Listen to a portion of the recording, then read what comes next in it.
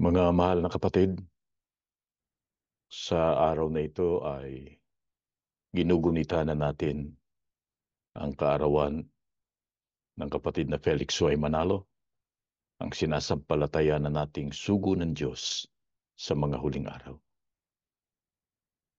Sapagkat sa darating na Agis, ang kanyang ika-138 kaarawan, siya ipinanganak sa isang baryo na kung tawagin ay Tipas sa bayan ng Taguig at sa lalawigan ng Rizal sa Pilipinas. Subalit noong ika-12 ng Abril 1963, pagkatapos ng halos 50 taon na matagumpay, makapangyarihang pangunguna sa Iglesia o sa Bayan ng Diyos, ay pinagpahinga na siya ng ating Panginoon. Gayunpaman, sapat nang sabihin na ang kanyang naging pangunguna sa Iglesia ay naging makapangyarihan at naging daan para ang Iglesia ay lalong mahanda pa sa maraming mga pagtatagumpay, para ang Iglesia ay makarating sa kanyang kaluwalhatian at sa bandang huli ay makarating din sa kanluran at sa iba't ibang panig ng daigdig, gaya po ng nasa hula sa Isaiah 59:19 na pabayaan ninyong basahin ko. Sa gayoy katatakutan nila ang pangalan ng Panginoon mula sa kanluran, at ang kanyang kaluwalhatian ay mula sa sikatan ng araw, sapagkat siya'y darating na parang bugso ng tubig na pinayaon ng hinga ng Panginoon. Gayunpaman, sa napakaraming hula tungkol sa pagsusugo ng Diyos sa mga huling araw, meron tayong isang hula na natatandaang mabuti. Yung nasa Zacarias 13:9, na doon ay binabanggit na ang ikatlong bahagi ng lupain na tumutukoy sa ikatlong bahagi ng iglesia ay magdaranas ng matinding pagsubok, kung tawagin ay pagsubok sa apoy. Gayunpaman, sa kabila ng hulang yan, hindi natin inasahan, marahil ni hindi natin naisip na yung palang pagsubok na pagdaraanan ng iglesia na tinutukoy dyan ay lubhang napakatindi, sapagkat pagkaraan lamang ng kamatayan ng anak ng sugo, ang kapatid na Eranio Manalo, ang inihalal na mangunguna sa iglesia pagkatapos ng kanyang kamatayan, ang kanilang mga naging sakripisyo ay halos pinawalang kabuluhan o pinawalang halaga. Gaya ng ating nalalaman, yung kalwalatian ng iglesia ay napalitan ng kahihiyan. Ang mga parada ng malwalhating pagtatagumpay ay naging parada o prosesyon ng makadaigdig o makalupang pagtatagumpay na pinaniwalaan at tinanggap ng mga madaling makumbinsi. Yung dating masaya at makahulugang mga pagdiriwang ay naging hungkag. Ewan ko kung naintindihan ninyo yung malalim na salitang yun. Naging empty at meaningless, sabi nga sa English. Kaya yung dati nitong kalagayan na sa paningin halos ng marami ay halos wala ng kapintasan. Sabi nga, yung imahe ng bayan ng Diyos ng Iglesia na walang halos kapintasan ay napalitan ng kahihiyan, ng mga pangungutya dahil sa nakita at nasaksihan ng mga tao na iba't ibang uri ng kasamaan. At ang lalong masama at lalong nakalulungkot, may mga lingkod ang Diyos na nung simula ay nanindigan sa panig niya at sa panig ng katotohanan, nanindigan na ipagsanggalang ang iglesia gaya ng pagsanggalang na ginawa ng sugo, ay unti-unting nahikayat ng maling mga aral. Bunga ng pagkainip, bunga ng pagkagalit o pagkapuot sa mga umusig sa kanila, sumunod na sa maling doktrina at yun na ang kanilang itinataguyod. Salamat na lang sa Panginoong Diyos. At ito po ang labis naming ipinagpapasalamat na kayo, tayo, na dumadalo sa ganitong uri ng pagtitipon o pagsamba ay namamalaging nagtataguyod doon sa mga doktrina, sa mga aral na itinuro ng sugo ng Diyos sa mga huling araw. Patuloy tayong nanghahawak doon sa mga aral na yun. Hindi lamang yan, patuloy din nating ginugunita ang sugo ng Diyos, lalo na ang kanyang mga naging puhunan, ang kanyang mga naging paggawa sa kapakanan ng ating kaligtasan. Yun ang patuloy na nagbibigay sa atin ng inspirasyon.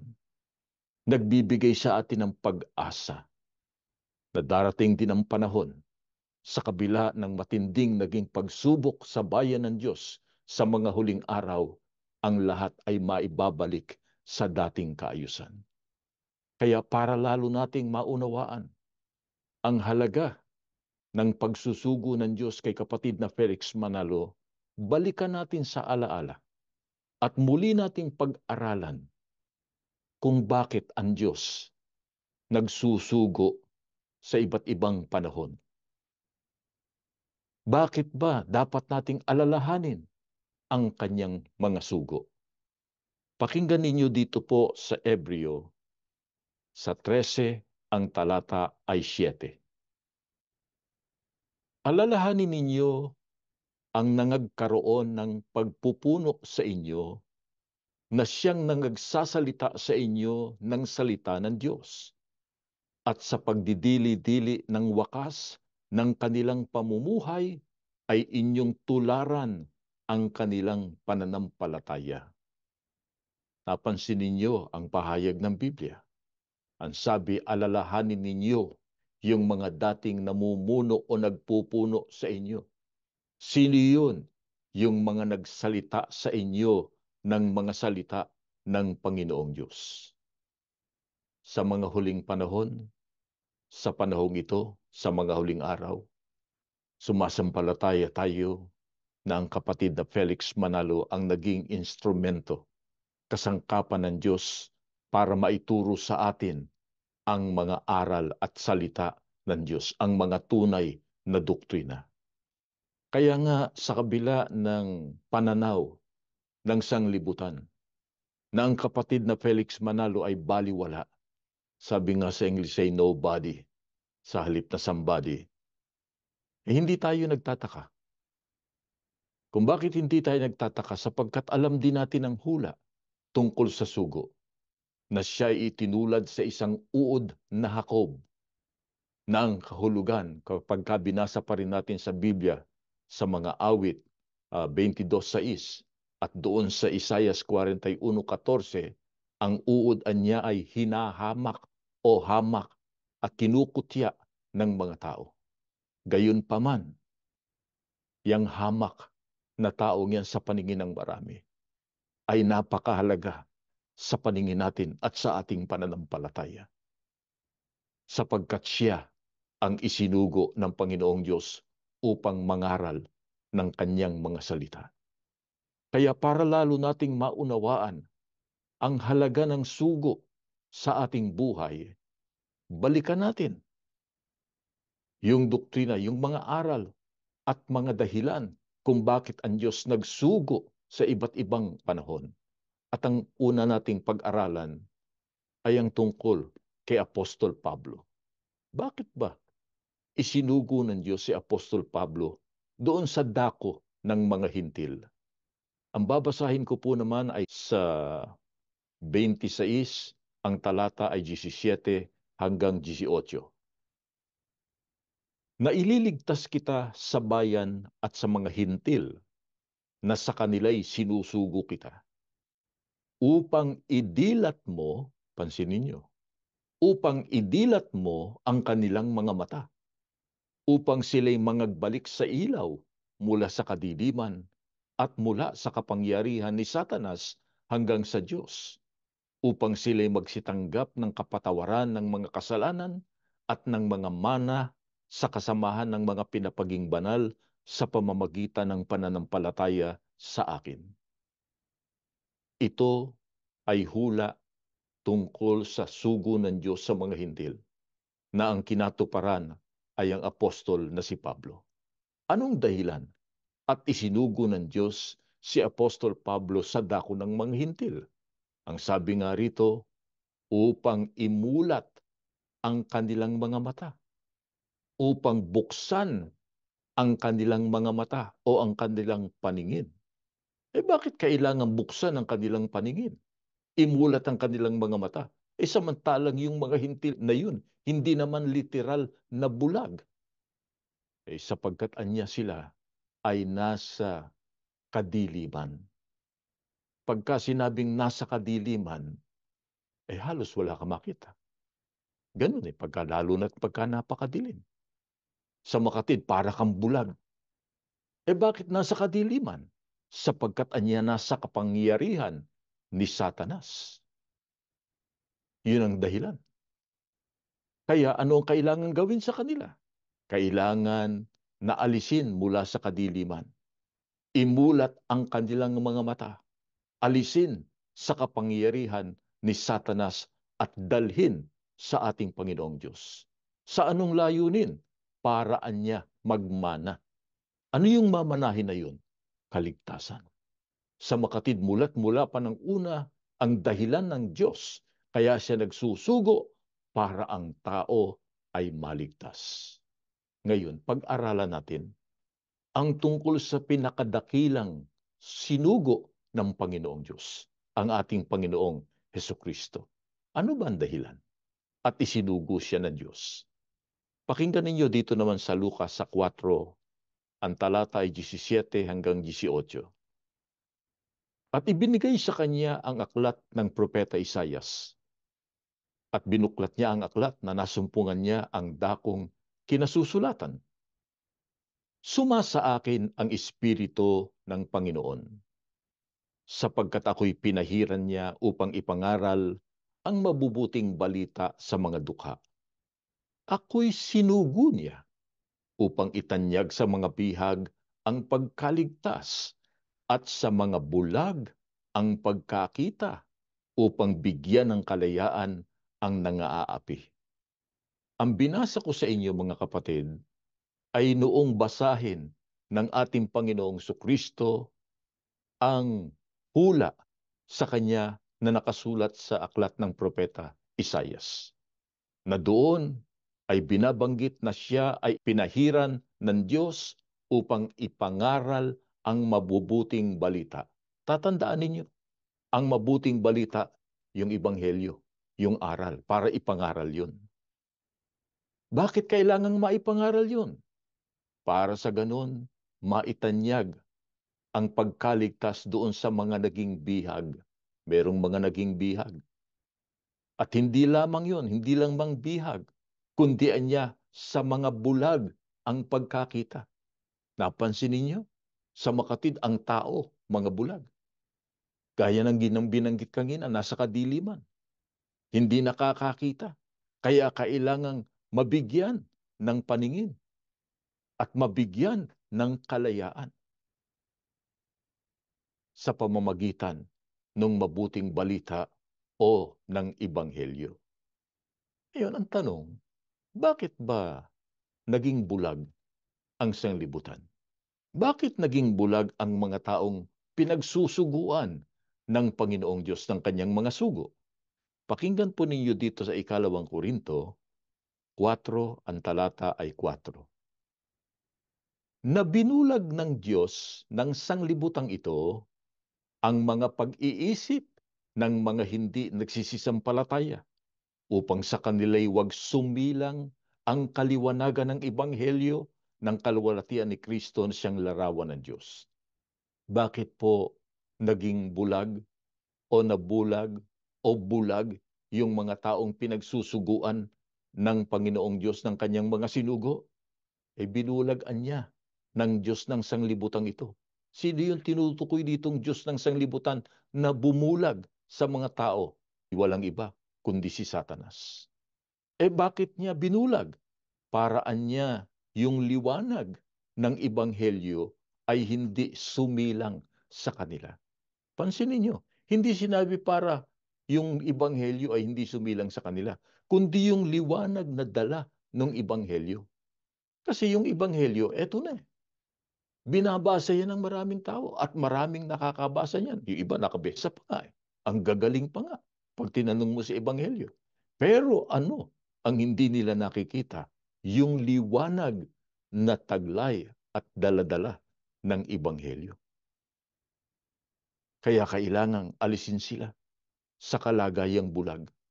Kailangang ilabas sila sa ganung kalagayan. At ang dahilan nga, paraan niya magtamo sila ng kaligtasan o ng mana. Puntahan naman natin, at ito nga ang lisyon natin ngayon, ang tungkol sa sinugo ng Diyos sa mga huling araw o sa tinatawag ng Biblia na mga wakas ng lupa. Bakit ba? Bakit siya isinugo ng Panginoong Diyos?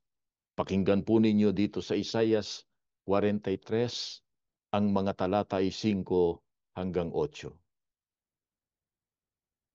Huwag kang matakot, sapagkat ako'y sumasayo.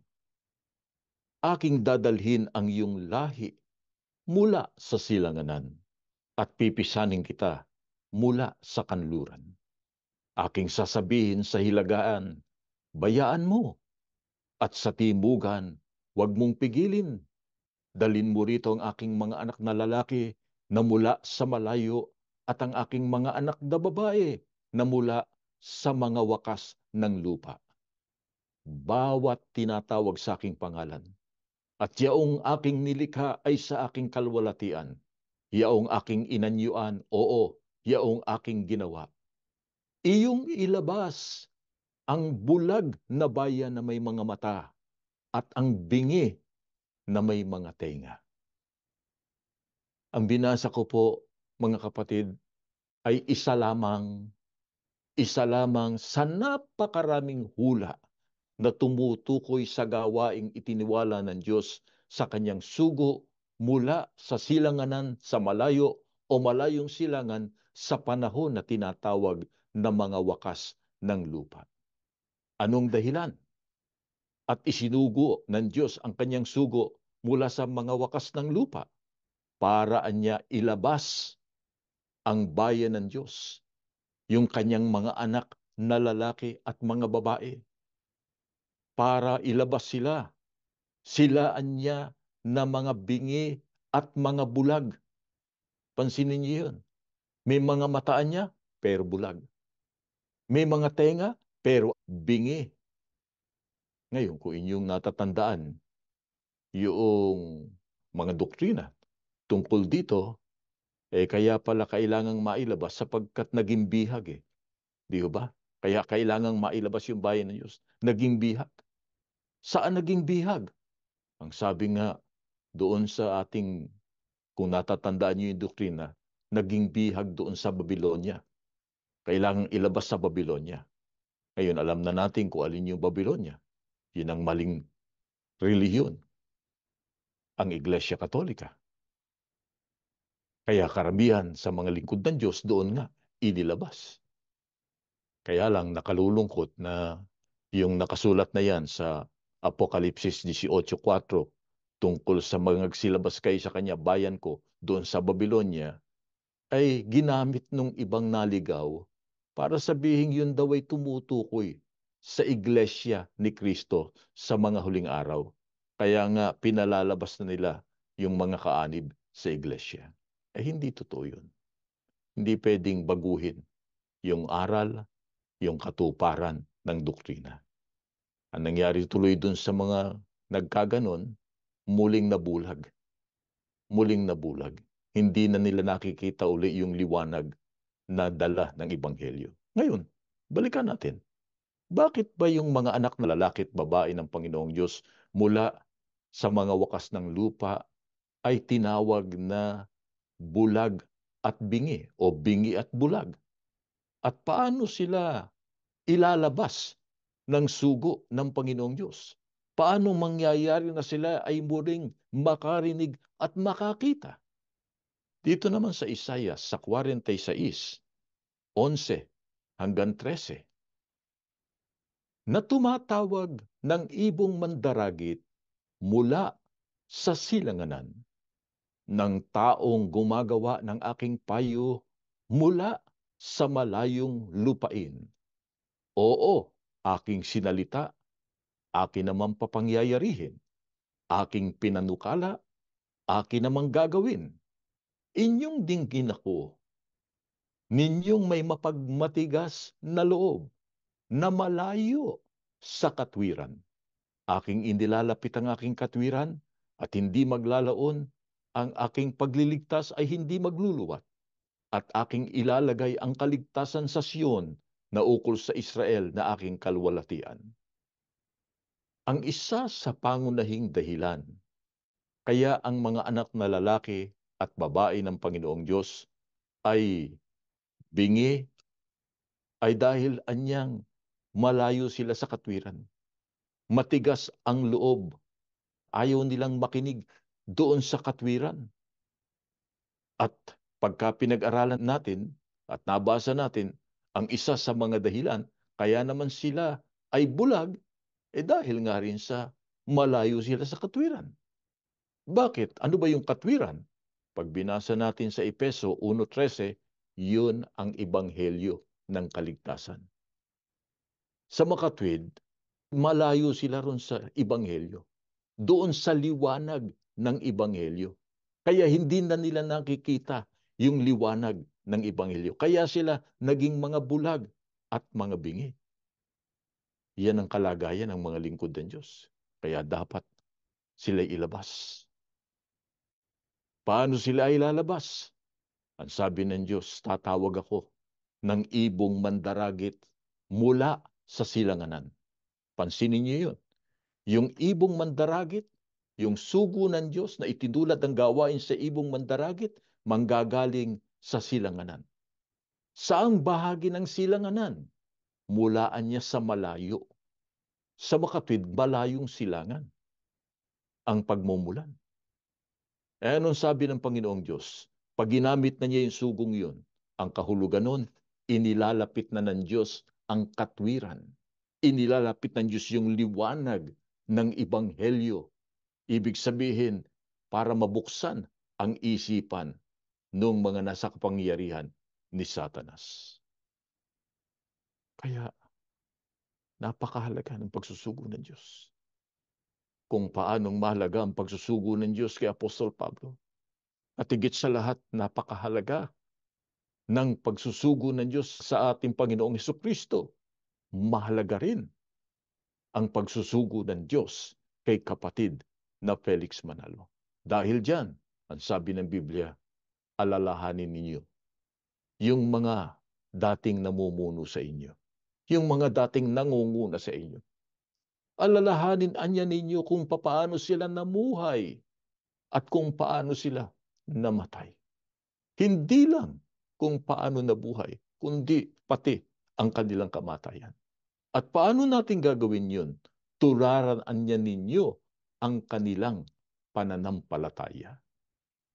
Hindi sinabing iwan ninyo yung tunay na pananampalataya.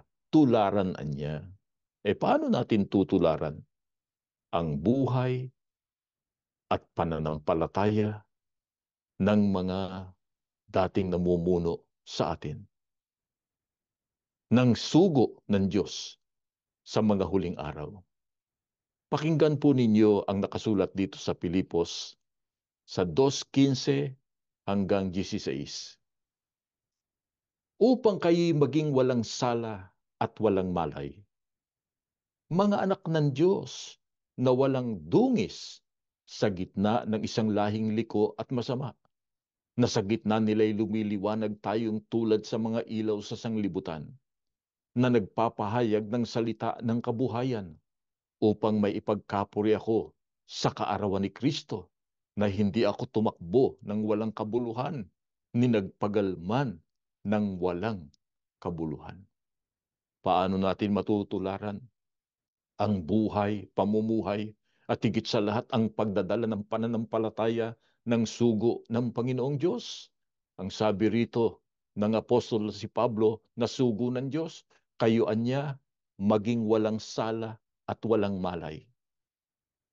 Mga anak ng Diyos na walang dungis sa gitna ng isang lahing liko at masama.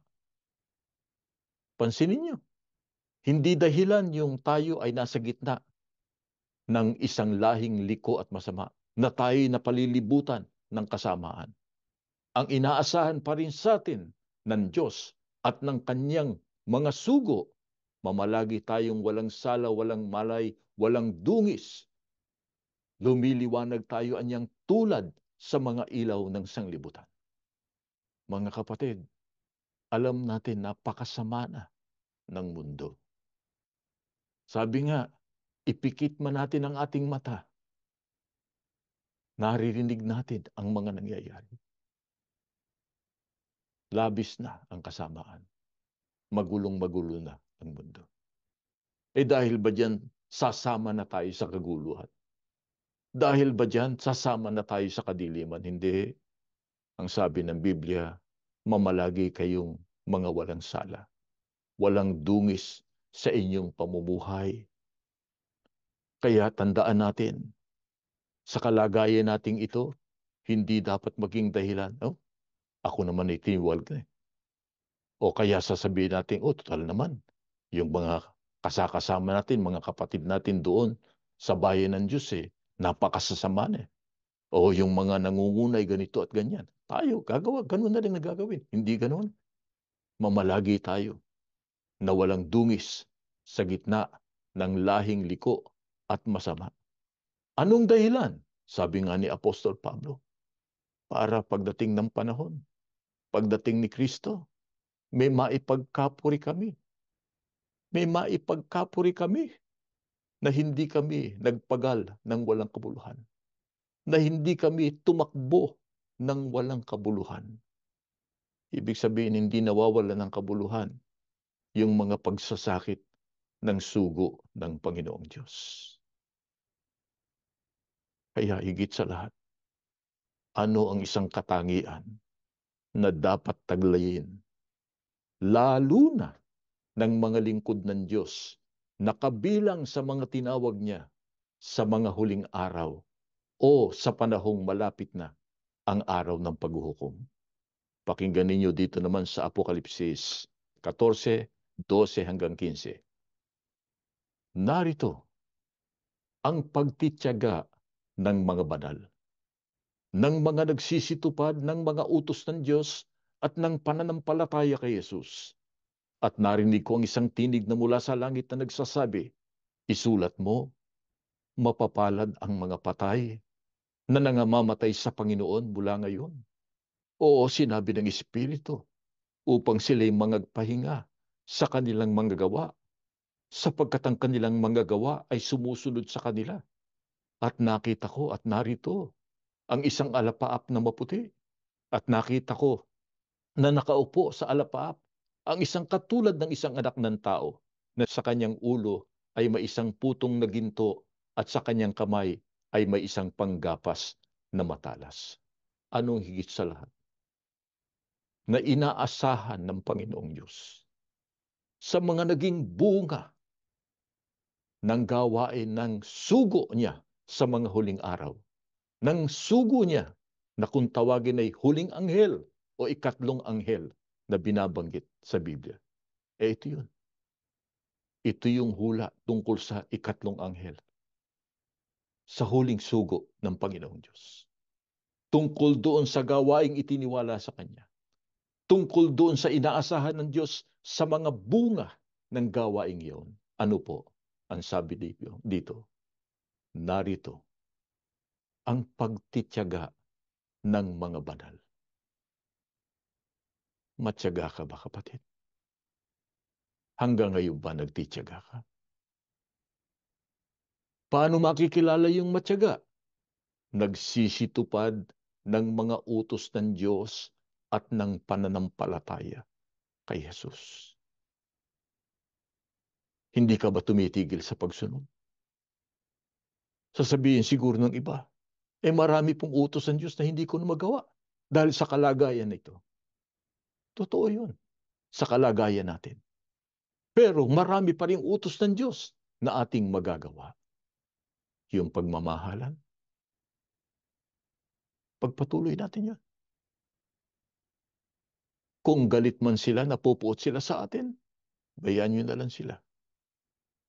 Pero ang iglesia, patuloy nating mahalin.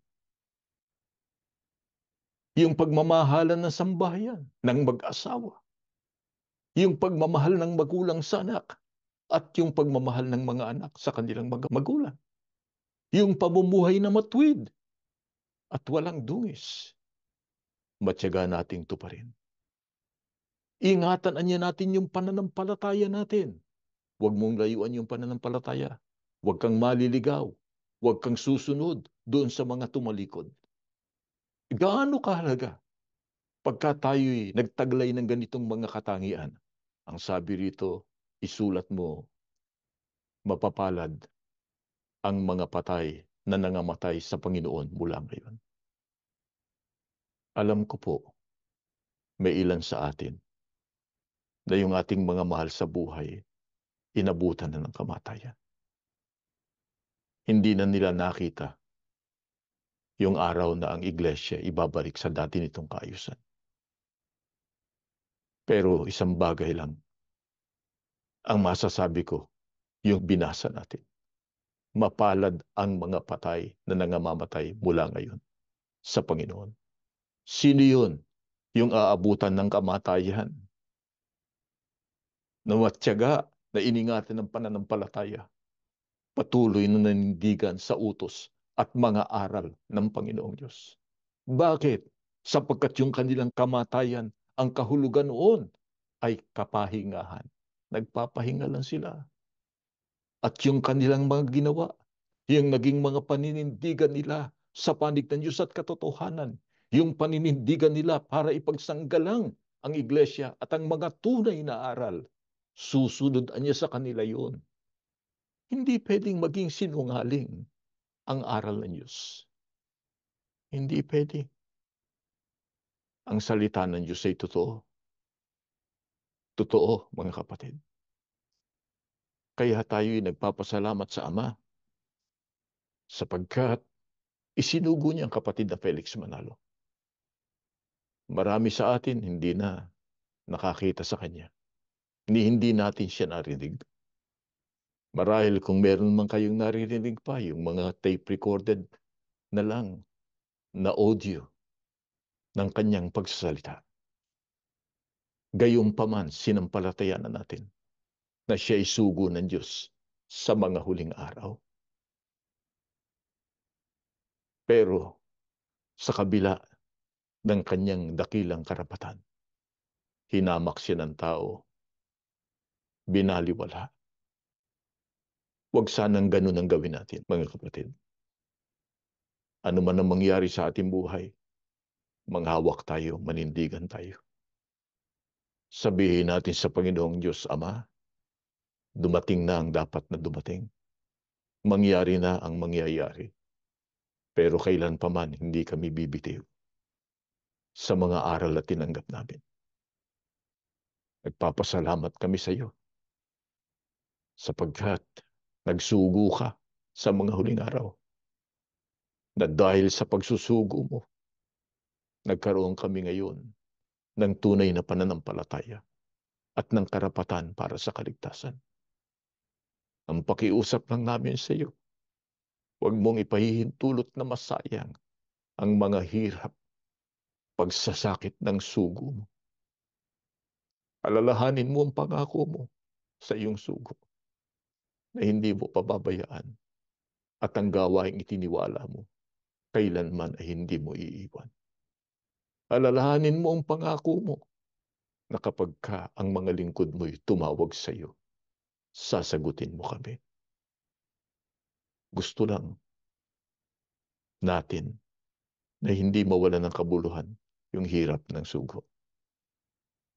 Sapagkat, gaya nga ng binabanggit doon sa unang Tesalonica 2:19, tayo ang pag-asa, ang katuwaan, ang putong na maipagmamapuri ng sugo kapag tayo'y inabutan ng kamatayan o inabutan kaya ng araw ng paghukom na nanghahawak sa kapangyarihan ng Diyos, nanghahawak sa tunay na aral, gaya ng ginawa ng sugo hanggang sa mga huling sandali ng kanyang buhay.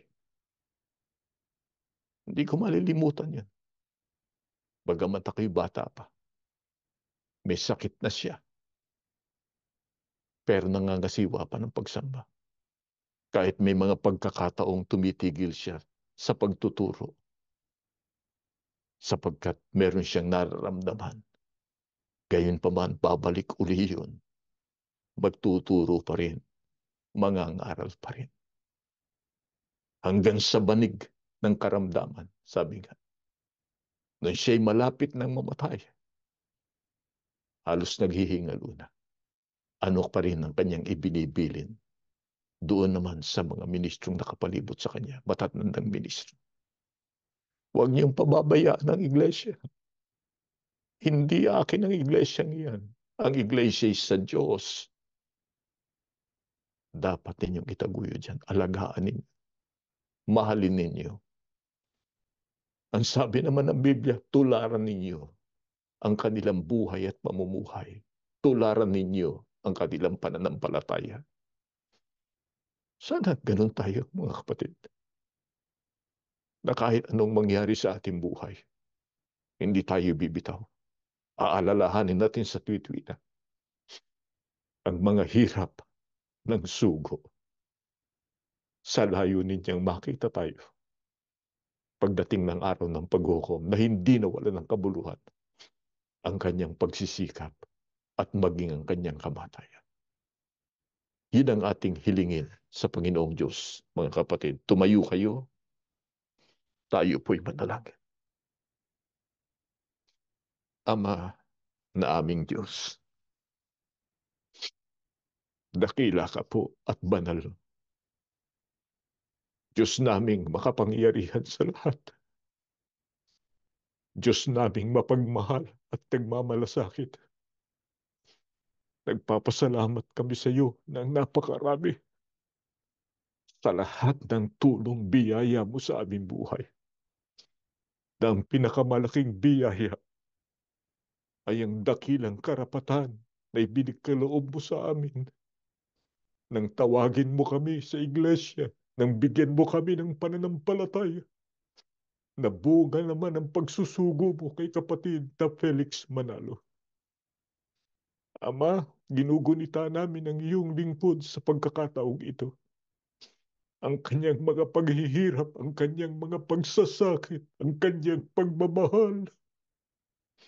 Papaano niyang itinaguyod ang iglesia at ang gawaing itiniwala mo sa kanya. Sa kabila ng maraming mga pagsubok at mga pag-uusig, at higit sa lahat sa kabila ng kanyang karamdaman. Aba, salamat po, hindi mo siya pinabayaan. Sana makita mo sa amin ang ganung uri ng pagdadala ng pananampalataya. Sana makita mo sa amin ang katatagan na kailanman hindi kami tatalikod sa iyo gaya nga ng nabanggit kanina. Mangyari na ang mangyayari. Dumating pa man ang marami pang mga pagsubok, hindi na kami bibitiw o Panginoong Diyos. Lalo na kaming marami ng puhunan sa paglilingkod sa iyo. Tunghayan mo ang iyong mga anak. Kita mo, marami sa amin ang matagal na sa iglesia. Ang katunayan, marami ang ipinanganak na sa ganitong pananampalataya. Nakita namin ang paghihirap din ang pagsasakit ng mga magulang ng iyong mga lingkod. Na ang iba sa kanila nakasama pa ng sugo mo sa mga huling araw. Tulungan mo kaming makatagal, Panginoon, hindi lamang kami, kundi ang aming sambahayan. Lalo na po ang aming mag-aanak. Gusto lang namin sa araw ng paghukom, sama-sama kaming magtamo ng kaligtasan. Ang iba, nalulungkot sila sapagkat pumanaw na ang iba nilang mga mahal sa buhay. Gayon pa man, Panginoon, nagpapasalamat pa rin kami sapagkat tinaglay nila ang kanilang pananampalataya hanggang sa huling sandali ng kanilang buhay. Ang kanilang paninindigan, umaasa kaming sa araw ng paghukom. Muli kaming magkakasama-sama at makikita rin namin ang sugo mo sa mga huling araw. Panginoon naming Kristo, alalahanin mo po ang iyong iglesia. Alam namin may pangako ka at ang Ama, hindi mo ito pababayaan. Kung nagdaranas man ng matinding pagsubok, ito'y bahagi para subukin ang aming pananampalataya, ang aming mga pagtitiyaga at pagtitiis. Panginoon, alalayan mo na lang kami. Huwag kang papayag na kami panghinaan ng pananampalataya. Lagi kang dumuon sa aming mga puso. Panginoon namin Diyos, alalahanin mo ang bayan mo. Lagi ito nasa aming panalangin sapagkat ikaw lang ang makagagawa ng kaparaanan. Ikaw lang ang makapagbibigay ng lunas sa mga suliraning dinadanas ng iyong bayan. Ang aming pakiusap maging sa araw-araw po ng aming buhay, huwag mo na kaming pababayaan, Ama. Huwag ka nang lalayo sa amin. Magtitiis kami, Panginoon. Nakita mo naman ang pagtitiyaga ng iyong mga anak. Ang hindi namin makakaya kung ikaw ang lalayo sa amin, kung hindi ka na namin mararanasan sa aming buhay. Kaya pagka kami tumatawag sa iyo, pagka kami sumasamba, aabutin mo kaming lahat saan man kami naroroon. Patunayan mong ikaw ang aming Diyos na makapangyarihan sa lahat. Na mahal mo kami, hindi mo kami iwan kailanman. Pagmamalagi kang itinataguyod kami hanggang sa dako paroon ng aming mga buhay. Pagpalain mo kami sa tuwi-tuwi na. Lunasan mo ang aming mga suliranin, pati na ang mga karamdaman.